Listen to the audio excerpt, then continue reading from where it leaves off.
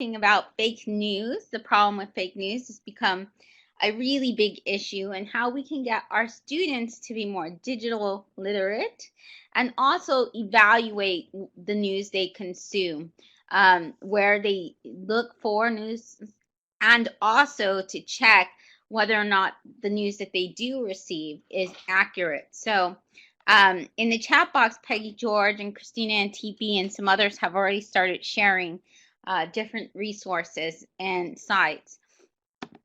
I want to take a look at those. And thanks to American TESOL, we're here every Friday. If you look at the bottom, you'll be able to see we can do, if you go to americantesol.com/blogger, you can look at this site, learn with the news. And there's also lots of resources on shellyterrell.com/news. When we think about why fake news is such an issue, one of the reasons is because our students, they gather a lot of different news sources on social networks. They do it through their devices. And so unfortunately, in the past, before the internet, a lot of us would actually get it from news sources. We'd pick up the newspaper, or we watch the news, and all of that are more verified resources. Those are places where they hire and pay people to do to write different news stories and sites.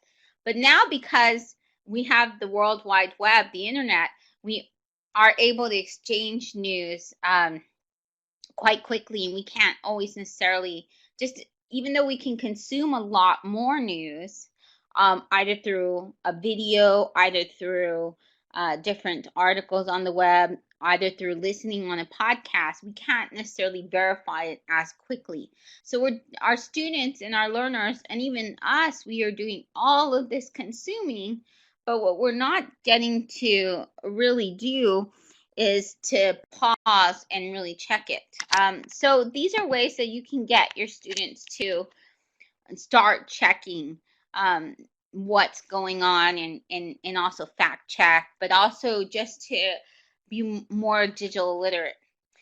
Recently, Facebook came out about a month or two ago and reported that millions of fake news were spread on Facebook. And now Facebook, Google, and some other social media sites are taking more responsibility. What they've decided is to go ahead and to change, for example, their trending topics. They're no longer going to put up the top things that are shared, but they're going to go ahead and try and get more fact checking. Facebook is now testing different software and stuff like that will make sure that the news that they are posting is more fact checked and it's less fake news. And they're working with a company in Germany actually right now. So they're starting all of this in Germany right now, and checking how all of that goes. The other part is a lot of our students, they consider news that is research or research facts and things. Wikipedia is more and more common. And now Wikipedia has actually taken a stance, and Wikipedia has said that they're like a great source in the midst of all this fake news. And although Wikipedia is a good source, I'm not downing it. My students use it all the time, especially with my college students. Wikipedia is definitely not the source. Our students should be encouraged to go and look at primary resources. So it can be quite alarming that all of this. In journalism.org, they said that there were 23%, and this is just Americans, not the rest of the world. A Pew Research Study, it said that there was 23% Americans, and that said they actually shared made-up news, whether they knew it or not. And so it really is important that we begin to show our students why it's important that they do not pass on fake news, even if they think it's a funny story, even if it supports their beliefs. And that's what a lot of research found. It wasn't that necessarily they didn't realize sometimes or didn't think, oh, well, maybe this is not real news. when they saw things like, for example, Hillary Clinton was bitten by a vampire or something. But sometimes they just liked it and shared it because they either didn't like her or the other way around. This was mostly around election time.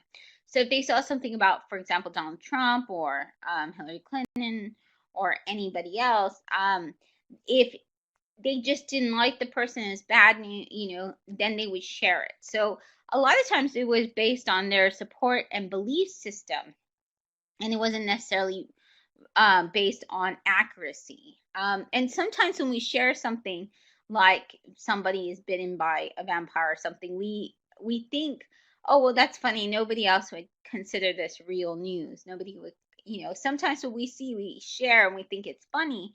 And we think that nobody would take it seriously. But actually, there are some people who would take that as real news. They would not realize that is actually fake news. So these are the things that happen. This can pose a lot of different consequences, and sometimes it can really, really hurt businesses and students. For example, there was a pizza place, and this pizza place, there was fake news spread about this pizza place, that there was crimes being committed and stuff at this pizza place.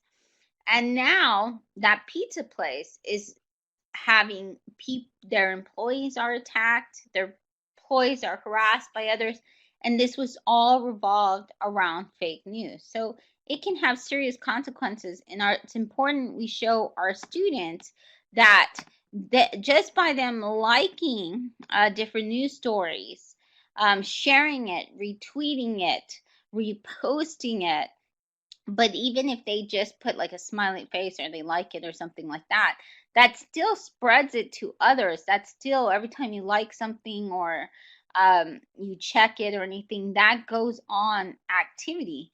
So for example, when if I follow Peggy, anytime Peggy likes an article from a site or anything like that, I see that activity on my Facebook. So that's important for our students to realize that their what they share or what they like or what they repost or spread online, it has a trickle effect. It not only goes to their network, but whoever likes it after that, whoever shares it or reposts after that, then that's how it's spread to millions. So it's important our students take responsibility and their activity or what they do online that helps contribute to spreading fake news. Sometimes, so one of the most, so there's lots and lots of sites I'm going to show you that really help with this fake news problem.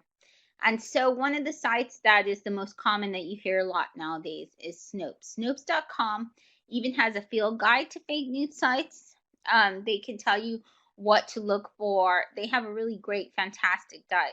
But yeah, definitely, Snopes is the first. If you don't believe, if you have questions, any type of question about the news that you're reading, or it just seems like, it's sometimes too good to be true, and sometimes we can't tell with fake news. Sometimes we think that it seems legitimate, but it could definitely be fake news. So for example, there's a lot of people who passed away in 2016, and so one of the ones that always comes up is Betty White, and how she's always there's always a fake news item about that. So if you go to Snopes.com, it'll let you know whether it's a hoax or not, and they have that about a lot of celebrities. They have one where it's I'm always looking up because it's Tupac Shakur. They always come out sometime around his birthday and other important days that he's been found and he's alive. So I've actually one time looked at its story and it looked kind of true. And so I've had to go to Snopes.com myself. But Snopes.com will definitely let you know whether something is fake. It's a good place to go, and you can send your students there. Now the SJcom, they're really SLJ.com is really good. has a really great article that's full of resources. So they tell you fast checking sites, fact check, PolitiFact, Snopes. They give you an entire guide that really shows you a lot of different resources for media literacy. So what this really is, and it comes down to, it's not enough that your students fact check. That's not enough. They really do have to have literacy skills. Now, we call this digital literacy, media literacy, and news literacy. So if you do any of the search terms for information literacy, media literacy, news literacy, you're going to find a lot of resources online on and different types of lesson plans. Now, the SLJ also has, they have great lesson plans. They even have one by a person I admire quite a lot, which is Joyce Valenza. So they have a literacy toolkit for post-truth world that Joyce Valenza really she put together. They also have things for kids, for adults, for teens. They have some stuff that they link to from Common Sense, and Common Sense is always a great resource for kids, for citizenship, for digital literacy. So I definitely think you should look at that SLJ article. It kind of is comprehensive and has everything, including lesson plans, so that way your students do become more digital literate. The great thing is that all of this literacy also supports language learners. It supports reading with skills.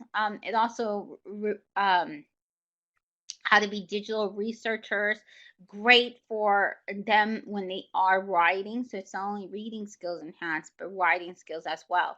And if we have our students introduce their own news through a video or through audio, a podcast, a vodcast, recording, then we can get those listening and speaking skills as well. The Centers for News Literacy.org was created by the Stony Brook University School of Journalism. And so to combat fake news, they have a whole entire site about news literacy. So they give you the curriculum developed at the Stony Brook University in New York. And they walk your students through it. So if you have college students, adults, even teens with advanced English skills, they'll be able to go through this website as well. Now, earlier we talked about Chia Swong in the chat box, and we were talking about this particular article. This is from the English Teaching Professional, and it was written by Chia, and she wrote some really great tips on how our student can identify fake news. So it's important now that many people and anyone can actually be a journalist online or claim to be a journalist online. It's really important that we do our research just to be able to see whether that person is actually reputable, or that site. So it's important that our students learn that. They learn that, oh, okay, just because some person puts their name behind a journalist article or an article or says it's news, doesn't necessarily mean that that resource, even if it looks very fancy. So that's the problem with online. With the newspaper, it takes time.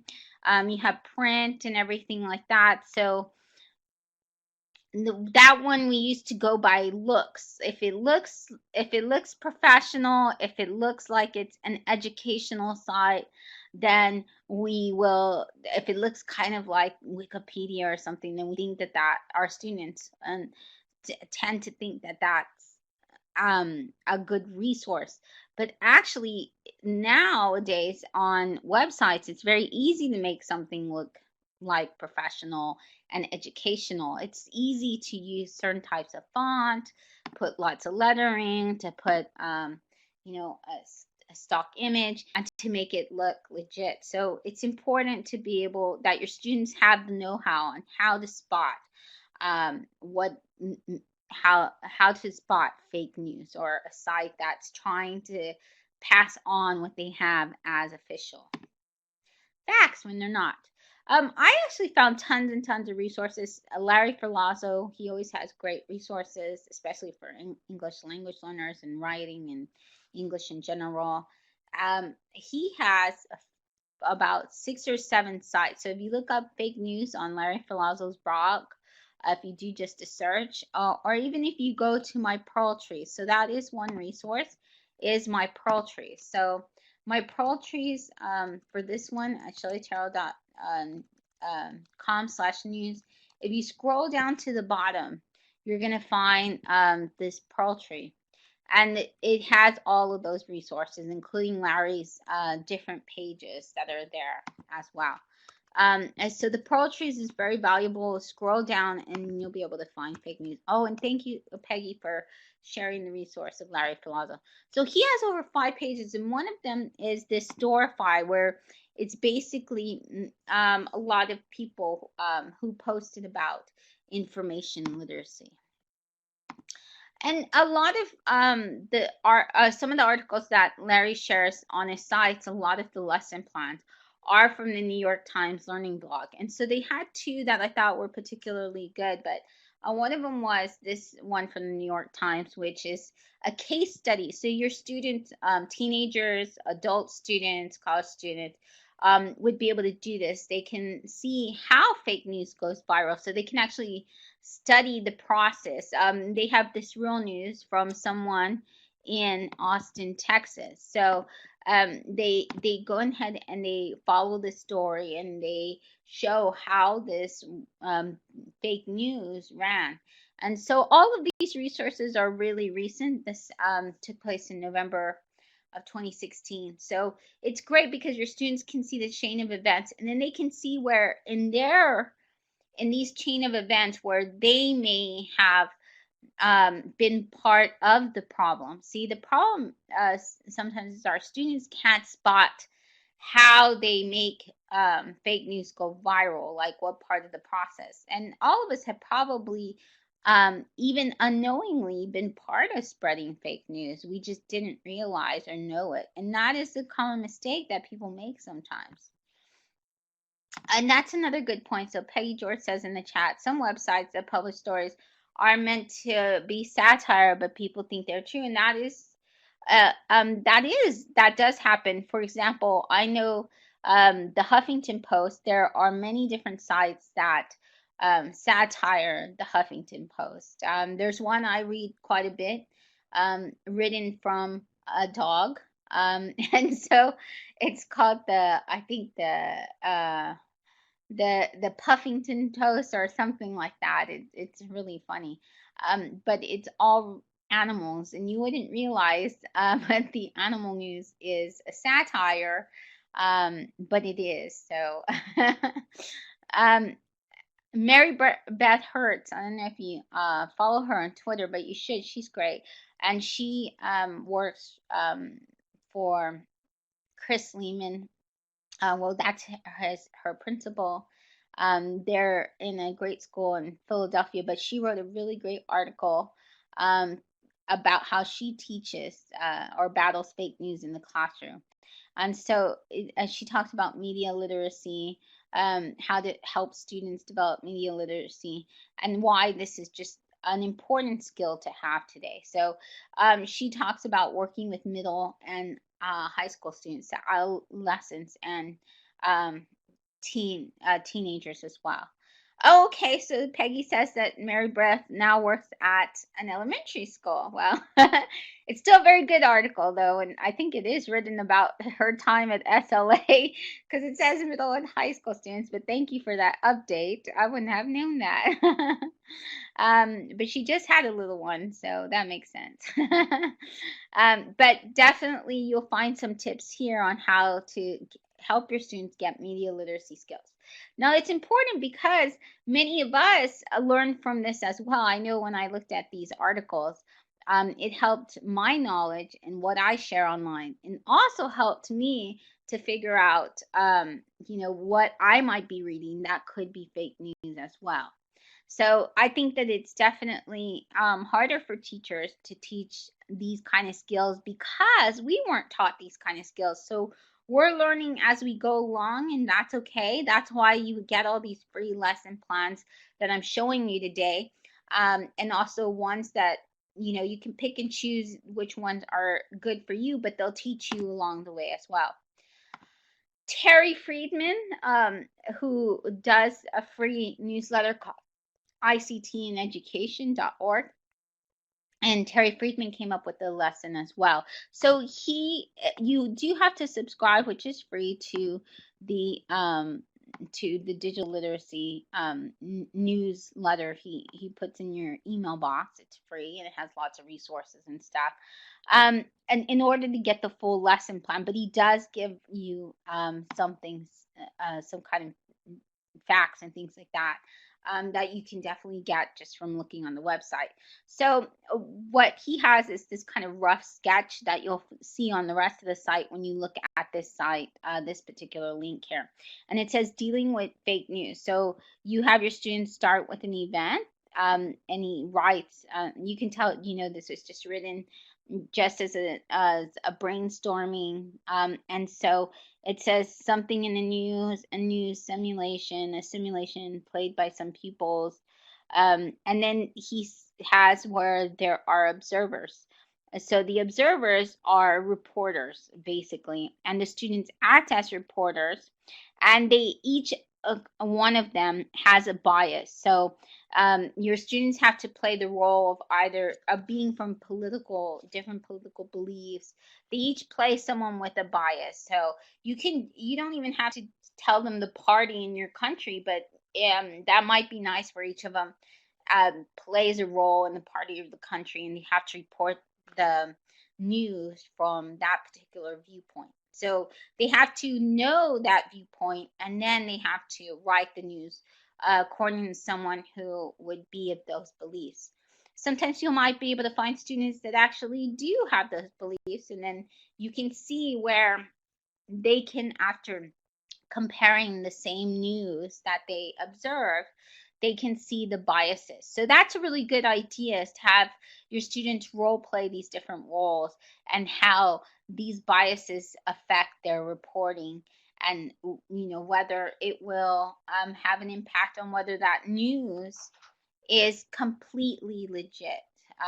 So it may not necessarily be that it's fake news, but different point of views, your students will be able to detect bias, misquoting, and just see that it's maybe affects whether this is makes the reader, the audience, because that's what's important, and what kind of moral obligation do they have to report unbiased news to the audience. So that's, I think, a good lesson, and he shows you more lessons and also more resources if you sign up for that free newsletter. So Museum has a great one for kids. So a lot of these have been for adults and adolescents and teens, but there are a lot resources for even children or young learners. So your students can go to Museum, and they have quite a few things that I like. One of them is here, where your students are analyzing primary resources. And this is the main skill that is needed for digital literacy, media literacy, information literacy now. This is definitely a 21st century skill, is getting students to find primary resource. Now, there's lots of primary resources available that your students can find online. They can look at actual newspapers from the past. They can look at online journals. They can conduct interviews. They can conduct surveys. All of those are primary sources. They're the first resources, because each time a source is shared, well, then it comes with that bias maybe, or it's switched around from a different point of view. So it's always good to go with the primary resource, and that's Museum has on how to do that. Another is Museum has where you can compare different newspaper coverage of Brown versus Brown ruling. And I like this resource because it gives students a way to see how in the past different news sources reported the same kind of event. And so that's important, so our students know how different coverage, they can evaluate that and analyze it and see what facts remain true with all of them, and what what things are changed, what's different from one coverage to the other. This is important because this is something that your students need for media literacy too, is not only primary sources, where to find them, how to get them, how to share them accurately and responsibly, but also another source is another thing is when your students see news, if they do a quick Google search, they can see other ways that news is reported. And that's one of the skills they say for information literacy, that if they go through the different ways and just see it's reported, then they can see what things are reported again and again on different sites. And also they can see, usually if they do a Google search, if Snopes comes up right away, then they know, okay, that's fake news, or that news, there's some problem with the facts reported here. And also they can compare and contrast, and that helps them weed out what is untrue or what is the bias and what are more the facts. Another is wrong headlines through history. So I think that this is a great resource because then students get to see how in the past different journalists made mistakes as well. And so I think it's really great when students get to see all of this, because then they realize that sometimes it's not necessarily just anything on the internet's a lie, but it just depends on the journalist and the source as well. And one of the best ways for them to develop media literacy, news literacy, and information literacy is to have where they actually are able to report the news, because then they see why when they're the reporter, they get to own it. They get to own, how to responsibly report the news. They realize how to fact check for their own stories. They also are able to be digital researchers and research what is a good way to report the news, report it accurately, and also how to not have bias, or actually take, they're probably always going to have some kind of bias, but how to take that and how to really have more accurate news and be able to report something for their audience responsibly, and why that's important. There's different types of formats, so your students can put a newspaper together, like an online e-zine or an online magazine. They can also pretend they're radio casters or TV. They can do a podcast. They can do it on YouTube. They could do a video. They could do a podcast with the news. So there's different ways your students can report the news and share it online. One of the ones I show a lot is using ecu.com, but there's also FlipSnack are ways to share different types of news stories. So they can create their own school newspaper.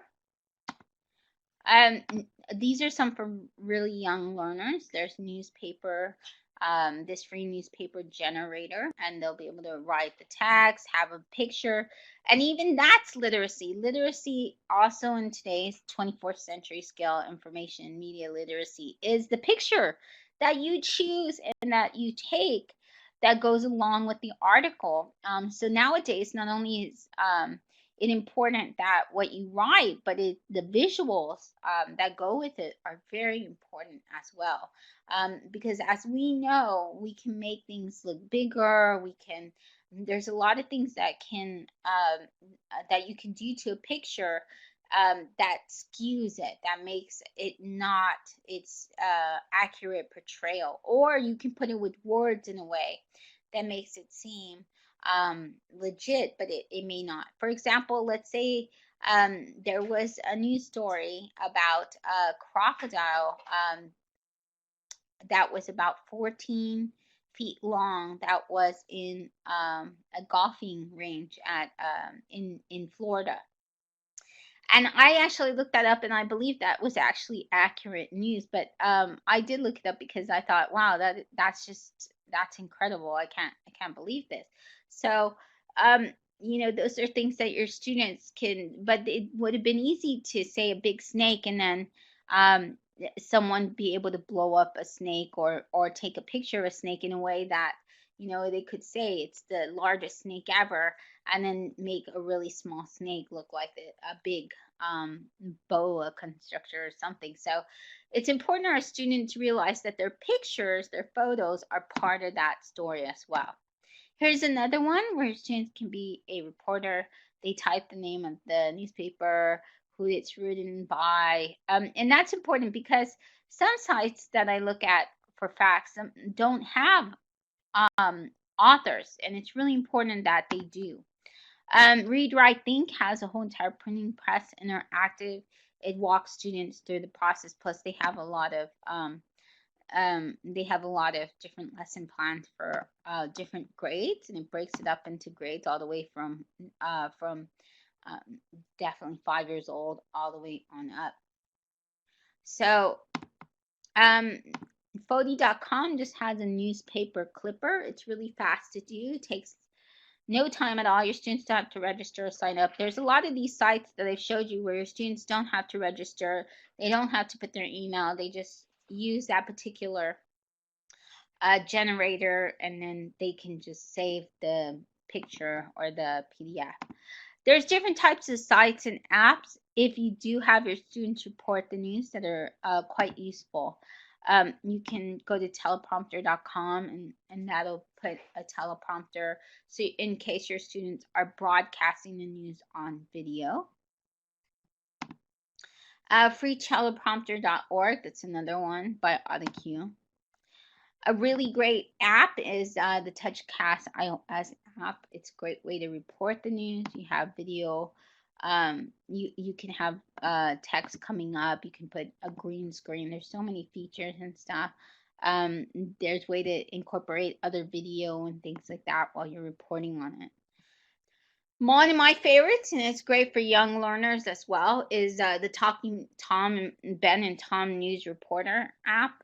This is for iOS and Android, so that should be exciting because it's Android. I always like when I can find an app that's on different formats. You can record a little video and add that, and then your students act as characters, so they don't show their faces. They also have funny voices, so it's really great for young learners because it protects their identity, and it's really easy to use. They just touch on their tablet, they just touch the character, and then that character begins they reporting whatever they say. So your students are the voice of that character. They can be Ben or Tom the cat. And they have it's really funny. They do they tease each other and stuff like that with the app, so the kids really love it. In my book, Learning to Go, you can find different lesson plans on reporting the news. There's some on observation journals in the news. It has a rubric and has the lesson plan and what the different skills are and objectives. And then, of course, I've gathered all of this on my Pearl Trees. Pearl Trees is a bookmarking site. You just click, and then that resource pops up, and then you can go through it. You can actually go through it quite quickly. If you scroll down, that's where you're going to find all the resources for fake news, and there's tons of them. So there's definitely more sites than I've shared today, but these were the ones that really jumped out at me that I thought were really incredible sources that also were for young learners all the way to adults. So you should be able to find something for any of your students. Thank you so much for coming today, and sorry about those technical difficulties at the top. You can find all the recordings. A lot of people ask about recordings. We do have these. They're on youtube.com/user/TESOL. You can find hundreds and hundreds of videos of me walking through different types of ideas, and so we've covered pretty much everything. And if you have a particular topic that you, especially if it supports English language teachers, which all of this does, and integrating technology, or even not, if you have any type of needs, just let us know and we can probably come up with a webinar for that. So thank you so much for joining us in 2017, and we hope you have a wonderful a wonderful weekend. And also, happy Groundhog Day. I know Mardi Gras and also Valentine's Day is coming up. So we'll see you next Friday. And then also, there is Carnival that people are preparing for. So in Black History Month. So um, those are all things to celebrate and look forward to this month. And we will see you next week.